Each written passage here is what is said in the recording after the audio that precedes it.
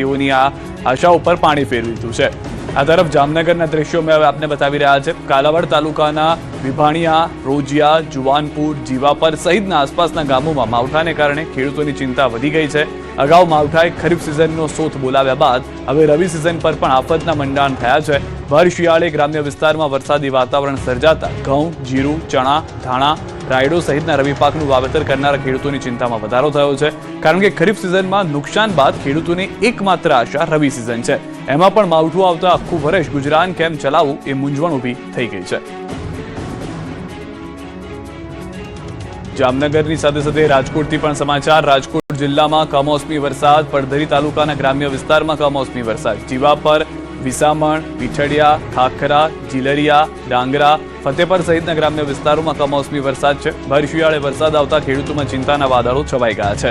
જીરું, ઘઉં સહિતના શિયાળુ પાકને નુકસાન છે, જેને લઈને હાલમાં ચિંતા પણ વ્યક્ત કરવામાં આવી રહી છે। સામાન્ય રીતે આવા દ્રશ્યો ચોમાસામાં જોવા મળતા હોય છે, જે ભર શિયાળે જોવા મળી રહ્યા છે। નવા વર્ષની શરૂઆત સારી થાય તેની આશા હતી, પરંતુ જે રીતનો વરસાદ છે, ખેડૂતોને નુકસાની વેઠવી ન પડે તેવી ભગવાનને પ્રાર્થના કરવામાં આવી રહી છે। તો રાજકોટ, જામનગર, દ્વારકા તમામ વિસ્તારોમાં વરસાદ છે। વર્ષ 2025 જતા જતા ખેડૂતોને રડાવી દીધા છે। વર્ષના છેલ્લા દિવસે ઘણા ભાગોમાં માવઠાનો માર છે। રાજકોટમાં નવા વર્ષની ઉજવણીમાં માવઠું પણ વિલન બન્યું છે। શહેરના ઘણા ભાગોમાં વરસાદી માહોલ છે। શહેરમાં વાદળછાયું વાતાવરણ છવાયેલું જોવા મળી રહ્યું છે। મહુડી સહિતના વિસ્તારોમાં વરસાદી છાંટા પડી રહ્યા છે।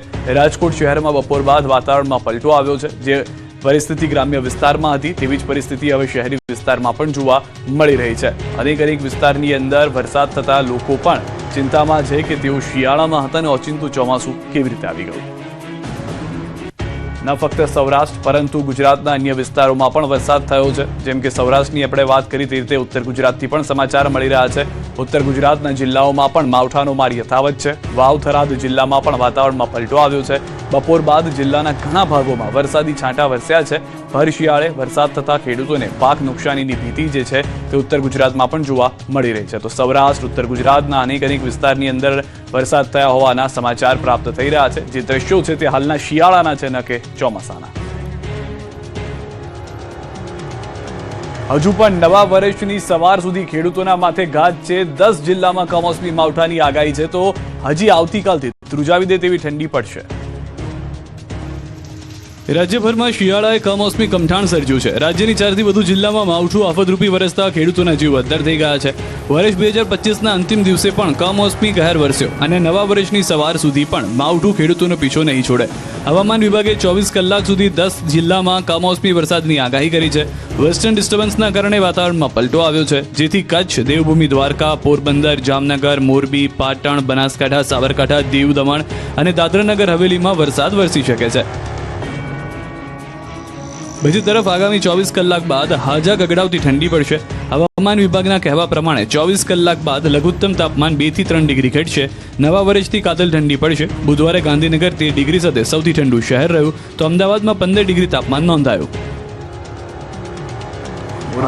तापमान के बारे में जो आज अगले 24 आवर में कोई बड़ा बदलाव नहीं रहेगा।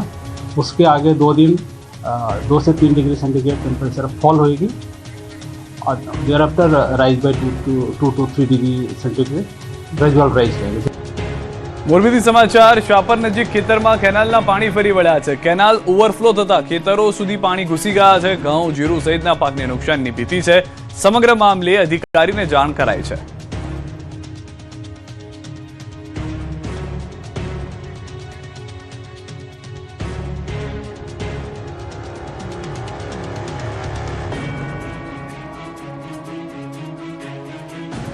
ગુજરાત એસટીના ભાડામાં 3% વધારો કરવામાં આવ્યો છે, જેનો 27 લાખ મુસાફરો પર પ્રભાવ પડશે, જેનો આજ મધરાતથી જ અમલ કરવામાં આવશે।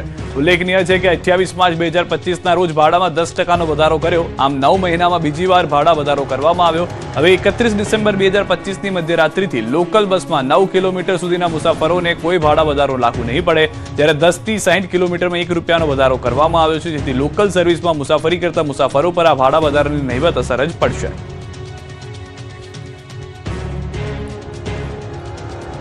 ભાગેડુ લગ્ન નોંધણીને લઈને આવશે નવા નિયમો। જીતુ વાઘાણીએ કહ્યું કે સરકાર કરી રહી છે વિચાર। ભાગીને લગ્ન કર્યા બાદ નોંધણી માટે નવા નિયમો આવી શકે છે, જેને લઈને સરકાર વિચારી રહી છે. ગાંધીનગરમાં મુખ્યમંત્રી ભૂપેન્દ્ર પટેલની આગેવાનીમાં મળેલી કેબિનેટ બેઠક બાદ પ્રવક્તા મંત્રી જીતુ વાઘાણીએ ભાગેડુ લગ્ન નોંધણી સહિતના નિર્ણયો અને ચર્ચાઓની માહિતી આપી. જીતુ વાઘાણીએ કહ્યું કે સરકાર લગ્ન નોંધણી રજિસ્ટ્રેશનના નિયમમાં ફેરફાર અંગે વિચારણા કરી રહી છે. તમામ પાસાઓને ધ્યાનમાં રાખીને નિર્ણય લેવામાં આવશે. ખૂબ મોટો આ નિર્ણય છે ત્યારે તમામ લોકોને નાની મોટી અસર કરે છે, એટલે બધા જ પાસાઓ ધ્યાનમાં રાખીને ભવિષ્યની અંદર એ દિશામાં નિર્ણય થાય એમના માટેની અત્યારે સરકારમાં ચર્ચાઓ ચાલે છે. નિર્ણયથી આપને ચોક્કસ કહીશું. તો કૃષિ રાહત પેકેજ અંતર્ગત અત્યાર સુધીમાં 29 લાખ ખાતેદારોને લાભ મળી ચૂક્યો છે. 8,500 કરોડની સહાય ચૂકવાઈ છે, તો 14 લાખ મેટ્રિક ટનથી વધુ જણસોની ટેકાના ભાવે ખરીદી થઈ ચૂકી છે. 29 લાખથી વધારે ખેડૂતોના ખાતામાં 8516 કરોડ રૂપિયા આજે ખેડૂતોને મળી ચૂક્યા છે. સાથે સાથે ટેકાના ભાવથી ખરીદી પણ ચાલી રહી છે. 14 લાખ મેટ્રિક ટનથી પણ વધારેની ખરીદી એ મગફળીથી માંડીને અલગ અલગ જે જણસ છે એમાં થઈ ચૂકી છે. લગભગ 3.89 લાખ ખેડૂતોને 6,362 કરોડથી પણ વધારાની રકમ એ માત્ર મગફળીની વાત કરી રહ્યો છું એમના ખાતામાં ચૂકવણું થઈ ગયું છે. તો સુરત શહેરને સ્લમ ફ્રી સિટી બનશે. જીતુ વાઘાણીએ કહ્યું કે ગુજરાતનું પ્રથમ સ્લમ ફ્રી સિટી બનશે સુરત. સુરત આ સ્લમ ફ્રી દેશનું પહેલું સિટી બની શકે એવી શક્યતાઓ છે. માનનીય મુખ્યમંત્રી ભૂપેન્દ્રભાઈના નેતૃત્વની અંદર માત્ર 5% સ્લમ બચ્યો છે. ઢોંગી ભુવા ઉપર બગડ્યા ગેનીબેન ઠાકોર, સમાજમાંથી અંધશ્રદ્ધા દૂર કરવા આહવાન. બનાસકાંઠાના સાંસદ ગેનીબેન ઠાકોરે ઢોંગી ભુવાઓને ફરીથી ઘેરી લીધા. ઠાકોર સમાજના સંમેલનમાં સંબોધન કરતા ગેનીબેને સમાજમાંથી અંધશ્રદ્ધા દૂર કરવા આહવાન કર્યું. નામ લીધા વિના જ ગેનીબેને અરવિંદ ભુવાજીને પણ આંટીમાં લીધા. અરવિંદ ભુવાજીએ ગેનીબેનના અગાઉના નિવેદનને લઈને ખુલ્લી ચીમકી આપી હતી. જોકે ગેનીબેન ફરી એક વખત અંધશ્રદ્ધા મુદ્દે પોતાના વલણ પર અડગ જોવા મળ્યા અને સમાજને મહેનત કરવાની સલાહ આપી. ગેનીબેન ઠાકોરે વધુમાં દેશમાં સફળ દિગ્ગજોના ઉદાહરણો ટાંક્યા અને કહ્યું કે એ હસ્તીઓ એટલા માટે સફળ છે કેમ કે તેમણે મહેનત કરી છે. શક્ય એટલા અંધશ્રદ્ધા તમારી 100% હોઈ શકે, પણ અંધશ્રદ્ધામાંથી સમાજને બહાર કાઢવા માટેની ખૂબ જરૂર છે કે અંધશ્રદ્ધા માટે મેં સમાજ માટેની ચિંતા કરી અને સમાજ માટેની ચિંતા કરી ત્યારે ક્યાંક ને ક્યાંક જેની દુકાનો બંધ થવાની હોય એને ભયસ્થાન હોય કે આપણો મોટો સમાજ છે અને તો અંધશ્રદ્ધામાંથી બહાર નીકળી જાય છે તો સૌથી મોટી આવકવાળો સમાજ તો આ છે. આ તરફ ધારાસભ્ય કિરીટ પટેલના દંડક પદેથી રાજીનામાની ચીમકી મુદ્દે કોંગ્રેસ પ્રદેશ અધ્યક્ષ અમિત ચાવડાએ કહ્યું કે જન આક્રોશ યાત્રા પૂર્ણ થયા બાદ આ મામલે ચર્ચા કરીશું. સેલની નિમણૂક મુદ્દે પ્રશ્ન છે, બેસીને ચર્ચા કરીશું. 7 જાન્યુઆરી બાદ પ્રશ્નનું નિરાકરણ લાવીશું. સાથે વાત થઈ છે. અમારો સેલ ડિપાર્ટમેન્ટનો પ્રશ્ન છે અને 7 તારીખે અમારી આ યાત્રા બાદ બધા સાથે બેસીને એનું નિરાકરણ. તો ભાજપ બાદ હવે કોંગ્રેસ બનાવશે નવું સંગઠન. કોંગ્રેસ પ્રદેશ પ્રમુખ અમિત ચાવડાએ જાહેરાત કરી. જાન્યુઆરીના અંત